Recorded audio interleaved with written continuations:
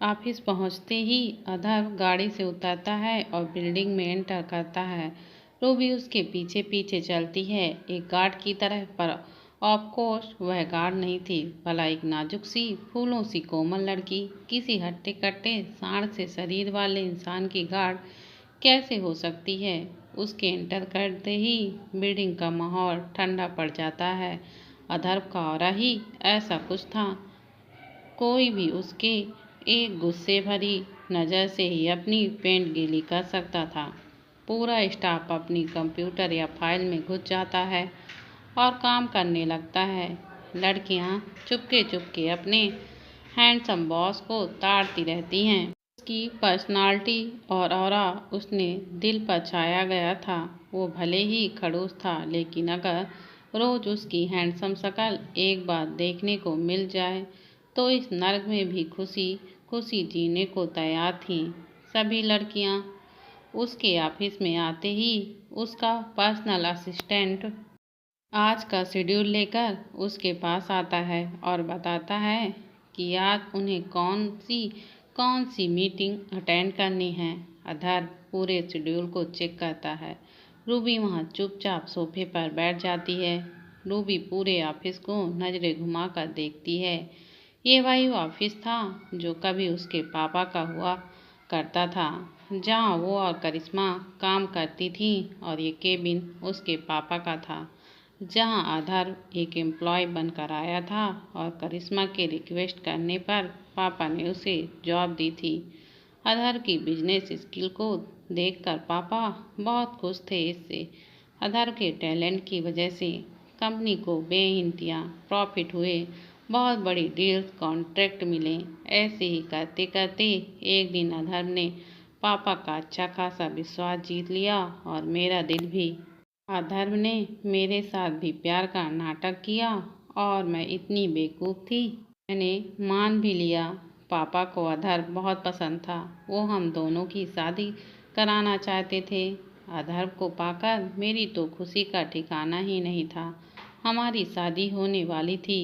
शादी के दिन जब सब कोर्ट में अधर्व का इंतज़ार कर रहे थे, वो आया ही नहीं। मैं कोर्ट में उसका इंतज़ार कर रही थी, दुल्हन के जोड़े में, और वो यहाँ करिश्मा के साथ अय्याशी करने में बिजी था। पूरे दिन इंतजार करने के बाद जब पापा कंपनी पहुँचे तो उन्हें पता चला कि पूरी कंपनी अब अधर्व के नाम है। अब सब कुछ अधर्व के नाम पर था। कंपनी के बाहर उसी की नेम प्लेट थी। ये देखते ही पापा को बहुत बड़ा सदमा लगा। अधर्व ने पहले पापा का भरोसा और मेरा दिल जीता और फिर दोनों ही तोड़ दिए। पापा के भरोसे का फायदा उठाकर अधर्व ने पूरी प्रॉपर्टी को धोखे से अपने नाम करवा लिया। पापा को जब यह बात पता चला तो वो गुस्से से आग बबूला हो गए और उन्होंने अधर्व पर हमला किया, जिससे अधर्व ने उन पर अटेम्प्ट टू मर्डर का केस में उन्हें अंदर करा दिया। जिस ऑफिस में वो एक दिन काम मांगने आया था, आज उसी ऑफिस का मालिक बनकर बैठा है। करिश्मा और अधर्व ने मिलकर उसके पापा को बर्बाद किया।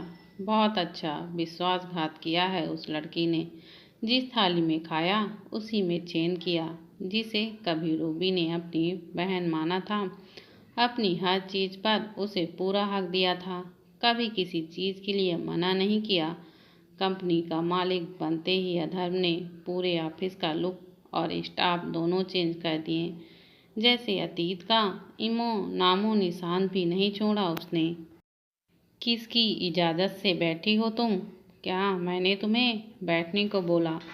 अधर्व की आवाज़ से रूबी तुरंत अपने ख्यालों से बाहर आ जाती है। वह अधर्व की तरफ देखती है और बड़ा हड़बड़ा के खड़ी हो जाती है। सॉरी, उसके मुंह से बस इतना ही निकलता है और वो सर झुकाए खड़ी रहती है। अधर्व अपने असिस्टेंट को बाहर जाने का इशारा करता है और असिस्टेंट तुरंत वहाँ से रफूचक्कर हो जाता है। अधर्व अपनी चेयर से उठकर रूबी के पास जाता है और उसके सामने आकर खड़ा हो जाता है। रूबी थोड़ा घबरा जाती है और एक कदम पीछे हो जाती है। उसकी घबराहट देखकर अधर्व के होठों पर एक शैतानी मुस्कुराहट आ जाती है। अधर्व उसकी कमर पकड़कर उसे अपने करीब खींचता है और रूबी उसके सीने से जा चिपकती है। अधर्व की पकड़ इतनी ज़्यादा जोर से होती है कि रूबी को दर्द होने लगता है, लेकिन रूबी कुछ नहीं बोलती, सब चुपचाप सह लेती है। वो अब ये जान चुकी थी कि वो इस नरक से बच नहीं सकती, उसे अब इसकी आदत डालनी ही पड़ेगी। कैसा लगा ऑफिस डार्लिंग? मैंने रेनोवेट करवाया है, वो क्या है ना, मुझे मेरे ऑफिस में तुम्हारे बाप का एक नामो निशान भी नहीं चाहिए था। रूबी चुपचाप खड़ी रहती है और उसकी बातें सुनती है। अधर के दिल में उसके पापा के लिए कितनी नफरत थी, उसकी आंखों में साफ साफ दिखती थी। रूबी उसकी बाहों में बेबस खड़ी थी, जैसे एक मासूम हिरनी किसी शेर के चुंगल में फंसी हो, जहाँ वो सिर्फ मौत का इंतजार ही कर सकती थी, बचने की उम्मीद नहीं। रूबी भी इस वक्त कुछ ऐसा ही महसूस कर रही थी, बहुत बेबस, बहुत लाचार। अधर उसके होठों की ओर बढ़ता है, वो अचानक अपना चेहरा पीछे कर लेती है, जिसे देख अधर की आंखों में गुस्सा उतर आता है। अधर की आंखों में गुस्सा देख रूबी के रोंगटे खड़े हो जाते हैं। मुसीबत को आता देख रूबी तुरंत बात को संभालते हुए बोलती है, अधर, ये ऑफिस है, यहाँ कोई आ जाएगा। अधर बहुत ही कोल्ड टोन में बोलता है, बॉस कॉल मी बॉस, मैं तुम्हारा बॉयफ्रेंड या हस्बैंड नहीं हूँ जो मुझे मेरे नाम से बुला रही हो। तुम मेरी स्लेव हो और स्लेवस बॉस को नाम से नहीं बुलाते, और ये मेरा ऑफिस है, यहाँ इंसान तो क्या, एक परिंदा भी मेरी मर्जी के बिना पर नहीं मार सकता। इतना बोलकर अधर रूबी के होठों पर टूट पड़ता है। किस जेंटल नहीं था, बहुत ज़्यादा हार्श था, बहुत ज़्यादा, पर रूबी सिवाय रिस्पॉन्स करने के कर भी क्या सकती थी। अधर्म ने उसकी कमर पर अपनी पकड़ को बहुत ज़्यादा तेज कर लिया और एक मुट्ठी में उसके बालों को भी कस लिया। रूबी को दर्द तो हो रहा था, लेकिन वो प्रोटेस्ट नहीं कर सकती थी। यही अब उसकी किस्मत थी, उसे इसे झेलना ही होगा, खुद के लिए ना सही, अपने छोटे भाई के लिए। रूबी अपनी आंखों को कसकर बंद कर लेती है और उसे इंटेंसिटी को मैच करने की कोशिश करती है। अधर बहुत रफ होता जा रहा था, रूबी की तो जैसे सांस ही रुकने लगती है। अधर जैसे किस नहीं कर रहा हो, बल्कि उसे निगल रहा था। रूबी मन में ही प्रेयर कर रही थी कि किसी तरह वो आज अधर्व से बच जाए। तभी अधर्व का फ़ोन बजता है, जिससे उसका ध्यान किस से हटकर फ़ोन की तरफ चला जाता है। रूबी शुक्रगुजार थी जिसने भी फ़ोन किया था, उसकी वो बुरी तरह से हाँफ रही थी। अधर्व ने उसे सांस तक लेने का भी मौका नहीं दिया था। अपने फ़ोन पर इमरजेंसी नंबर देखकर ही घबराहट में अधर तुरंत फ़ोन उठाता है। What happened? Yeah I am just coming. Emergency number को किसी तरह से रूबी भी देख लेती है। अधर को इस तरह से अचानक परेशान और घबराया हुआ देख रूबी कुछ समझ नहीं पा रही थी कि आखिर किसका फ़ोन था और ये इतना क्यों परेशान था। उसने आज पहली बार अधर के चेहरे पर पहली बार इतनी घबराहट देखी थी। अधर रूबी को अपनी बाहों में तुरंत आज़ाद कर देता है और तेजी से ऑफिस से फिर बिल्डिंग से बाहर चला जाता है। रूबी तो चौंक जाती है, फिर वो उस तरफ देखती है जहाँ अधर भागा। रूबी को हमेशा उसके पीछे चलने का ऑर्डर था, तो वो भी भागकर उसके पीछे जाने की कोशिश करती है, लेकिन वो इतना तेज नहीं भाग पाती। अधर बहुत स्पीड से भागकर बिल्डिंग से निकलता है और गाड़ी में बैठकर निकल जाता है। रूबी भी जितना हो सके उतना तेज भागकर आती है। जैसी वो बिल्डिंग से बाहर निकलती है तो वो क्या देखती है कि अधर अपनी गाड़ी में बैठकर तेजी से वहाँ से निकल गया। वो खड़ी खड़ी रह जाती है, उसे तो कुछ समझ में नहीं आ रहा था कि अधर को अचानक हो क्या गया है। वो हैरानी से सोचती है, ये इतनी जल्दी से कहाँ चला गया और मुझे यहाँ अकेला छोड़ गया। आखिर बात क्या है और ये इतना घबराया हिया क्यों है। वो सोच ही रही थी कि तभी एक बड़ी सी गाड़ी उसके सामने आकर रुकती है, जिसमें से रोहन निकलता है। रूबी उसे देखती है। वो रूबी को देखकर स्माइल करता है, लेकिन रूबी का फेस स्ट्रेंड रहता है। रूबी, कैसी हो तुम और यहाँ बाहर क्यों खड़ी हो? रोहन उसके पास आकर पूछता है। वो बॉस जल्दी में थे तो मुझे यहीं छोड़ गए, रूबी स्टैंड फेस के साथ जवाब देती है। उसकी आंखों में थोड़ी कन्फ्यूजन थी। रोहन थोड़ा कंफ्यूज हो जाता है कि आखिर ऐसा क्या हुआ जो अधर रूबी को यहाँ अकेला छोड़कर चला गया। कितना भी जरूरी काम क्यों ना हो, रूबी को ऐसा छोड़ेगा तो नहीं, रखेगा उसे साथ ही। रोहन को भी अब थोड़ी टेंशन होने लगी, तो वो रूबी से फिर से पूछता है, क्या वो कुछ बता कर नहीं गया? हो सकता है कोई ज़रूरी मीटिंग निकल आई हो। पता नहीं, अचानक उसके पास एक कॉल आई जिस पर इमरजेंसी नंबर लिखा हुआ था। बस वो कॉल अटेंड करते ही टेंशन में भाग गए। रूबी थोड़ा कन्फ्यूजन में जवाब देती है। रूबी की बात सुनकर रोहन का मुंह फटा का फटा रह जाता है। उसकी आंखों में भी एक अजीब सी घबराहट, डर उतर आता है। क्या कहा? क्या नंबर था? Emergency number? रूबी फिर से जवाब देती है। वो रोहन के एक्सप्रेशन को भी नोट करती है। Oh shit! रोहन तुरंत भागकर गाड़ी में बैठ जाता है और गाड़ी स्टार्ट करता है। उसका चेहरा देखकर ये लग रहा था कि उसे ज़रूर पता है कि अधर कहाँ गया है। रूबी उसके बिहेवियर से शॉक थी। अब इसे क्या हो गया? रूबी गाड़ी के पास आकर बोलती है, क्या कोई प्रॉब्लम है? क्या मैं भी चलूं साथ में? रोहन उसकी तरफ देखकर जवाब देता है, नहीं तुम नहीं, और प्लीज़ अंदर असिस्टेंट को बोल देना कि आज अधर ऑफिस नहीं आएगा तो आज की सारी मीटिंग कैंसिल कर दे। कैंसिल? और मैं क्या करूं यहाँ? रूबी हैरानी से पूछती है। रोहन जवाब देता है, तुम घर जाओ, अधर शाम तक आ जाएगा। ये बोलकर रोहन चला जाता है। रूबी वहीं अकेली खड़ी होकर सोचती है। वो हैरानी से रोहन की जाती हुई गाड़ी को देख रही थी। आखिर ऐसा क्या है उस नंबर में जो दोनों इतना टेंशन में भाग गए? ये आखिर गए कहाँ हैं? खैर मुझे क्या, मेरी तो जान छुटी। बॉस शाम को आएंगे, तब तक मैं क्या विनय से मिलने हॉस्पिटल चली जाऊं? वो मेरा इंतज़ार कर रहा होगा। हाँ, ये सही रहेगा। शाम से पहले मैं घर पहुंच जाऊंगी। अधर को तो कुछ पता ही नहीं चलेगा। रूबी असिस्टेंट को इन्फॉर्म करने के बाद तुरंत हॉस्पिटल के लिए निकल जाती है। वो हॉस्पिटल पहुंचकर अपने भाई के वार्ड में जाती है, जहां पर एक ओल्ड लेडी उसे सूप पिला रही थी। विनय को अब तक होश आ चुका था। रूबी को देखते ही विनय के चेहरे पर एक बड़ी सी मुस्कान आ जाती है। दीदी, आप आ गए, मैं कब से आपका इंतजार कर रहा था। विनय अपनी बाहें फैलाए उसे गले से लगाने के लिए बुलाता है, अपने भाई को सीने से लगाकर, जैसे रूबी का सारा दर्द चला गया। आखिर इससे ज़्यादा उसे चाहिए भी क्या था कि उसका भाई सही सलामत है। Miss you, I miss U a lot. Ruby उसे हल्के से गले लगाती है, क्योंकि उसकी अभी अभी सर्जरी हुई थी। वो कस नहीं सकती थी। आई मिस यू टू दीदी। अपनी दीदी की बाहों में आकर विनय का चेहरा और दिल खुशी से झूम उठा। ये सुबह ही तुम्हारे बारे में पूछ रहा था।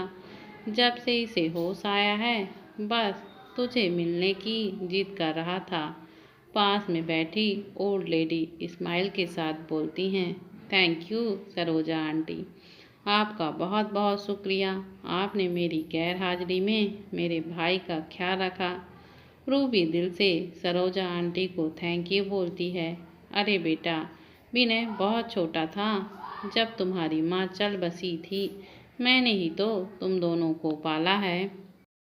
मैं ख्याल नहीं रखूंगी तो और कौन रखेगा?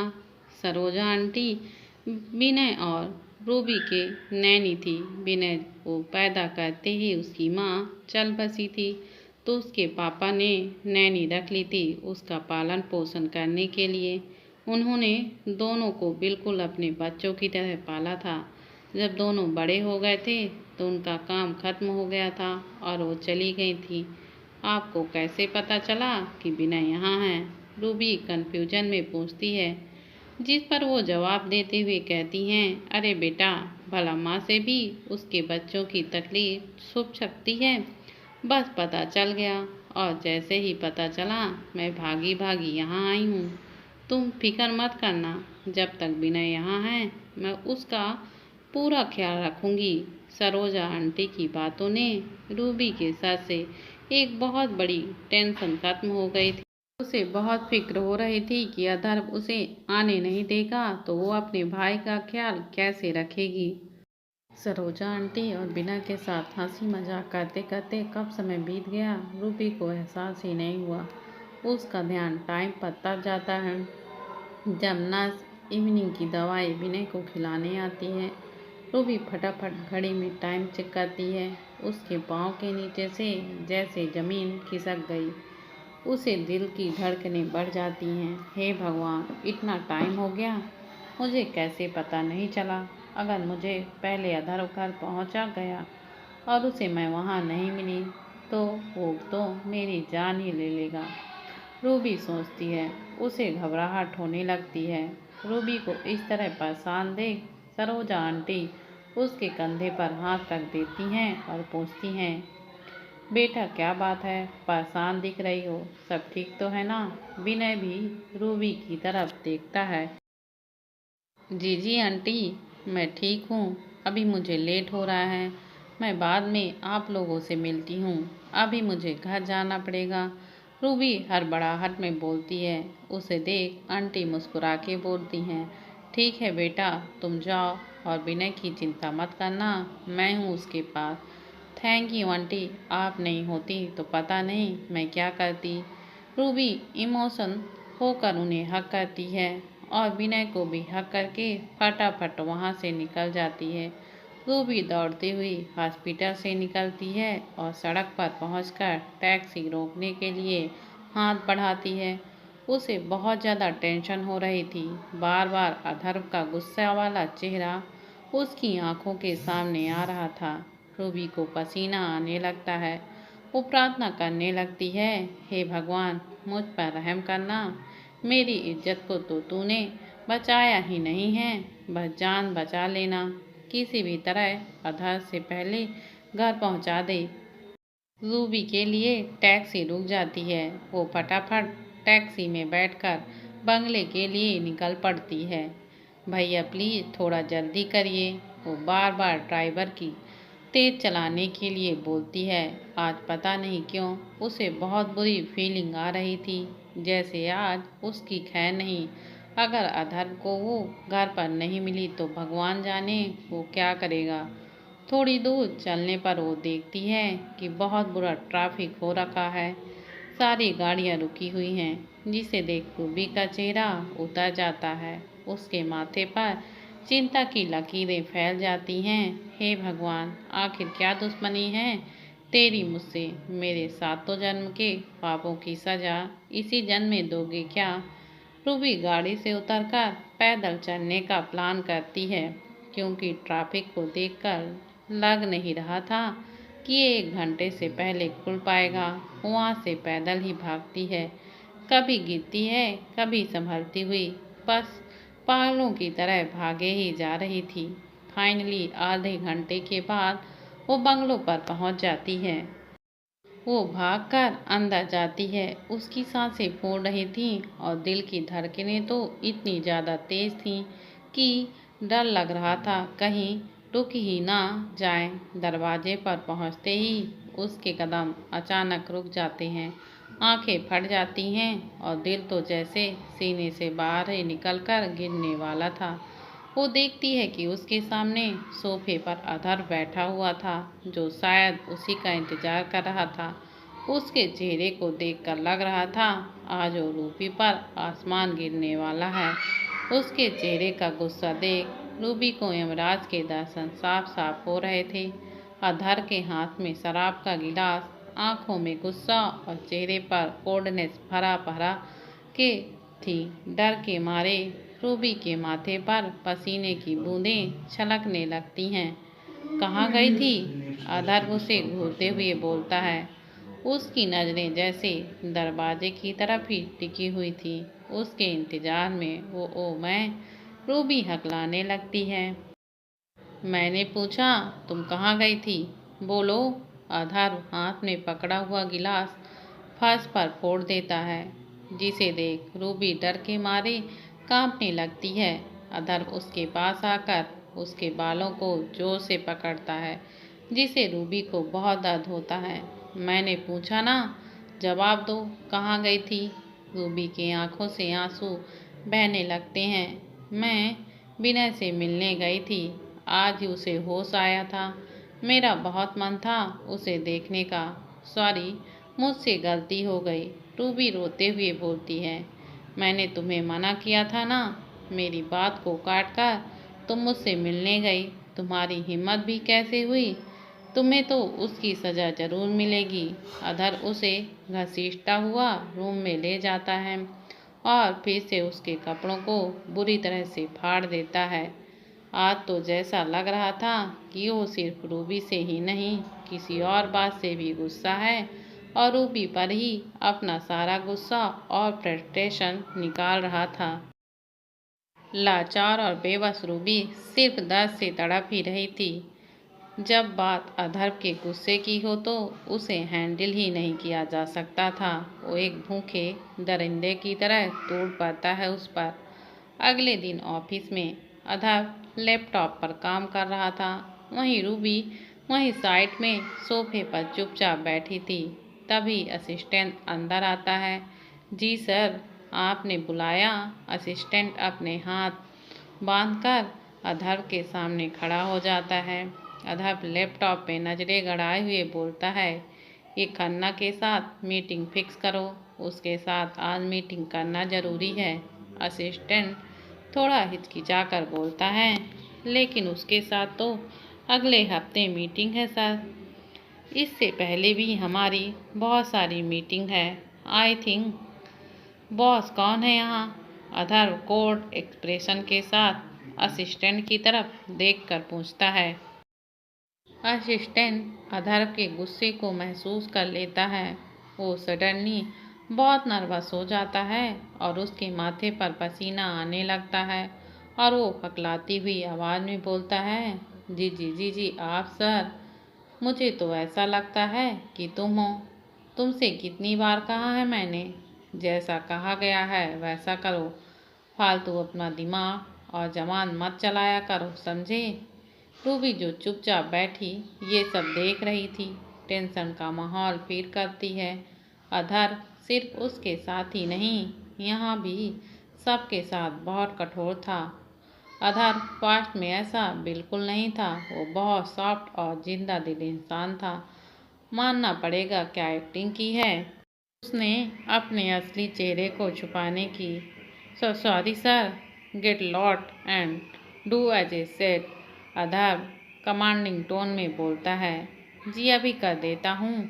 असिस्टेंट बाहर भाग जाता है और बाहर निकलते ही एक चैन की सांस लेता है।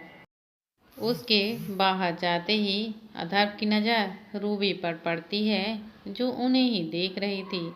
अधर को अपनी तरफ देखता हुआ पाकर वो तुरंत अपनी नज़रें नीची कर लेती है।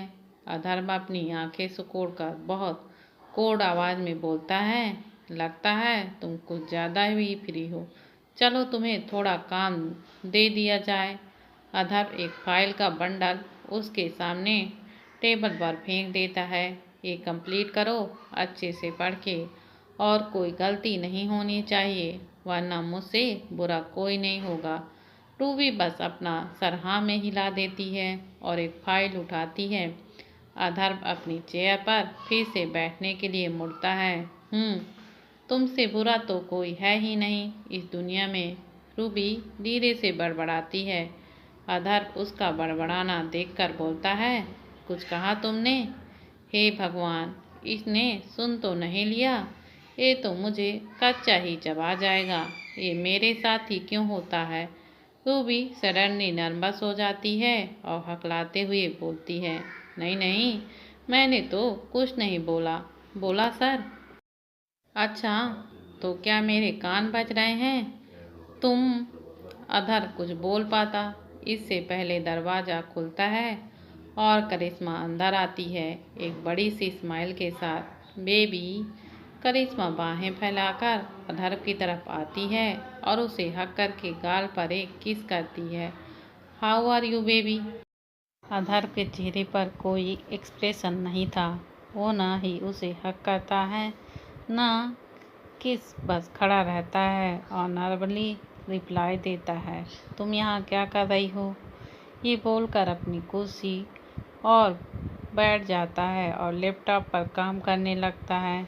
उसके इस तरह के बिहेव से करिश्मा को कुछ अच्छा नहीं लगता। वहीं दूसरी तरफ अधर के ऐसे बर्ताव से रूबी भी हैरान थी। बाकी सबके साथ तो ठीक है, लेकिन ये इसके साथ ऐसा क्यों बर्ताव कर रहा है? ये तो इसकी सो कॉल्ड गर्लफ्रेंड है ना।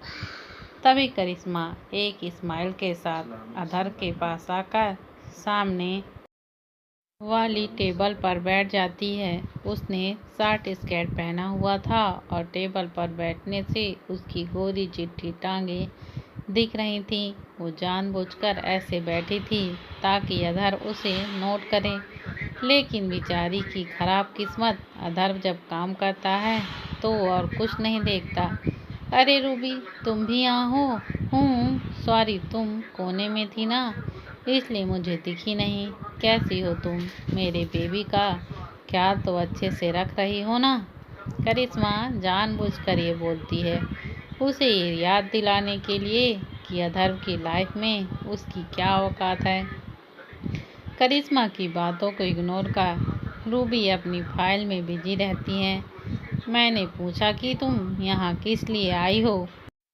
तुम जानती हो ना, काम के टाइम पर मुझे कोई डिस्टर्ब करे मुझे पसंद नहीं है। अधर लैपटॉप में काम करते हुए नॉर्मल बट भारी सी आवाज़ में पूछता है, बेबी मैं घर पे बोर हो रही थी तो सोचा हम शॉपिंग पर चल पड़े।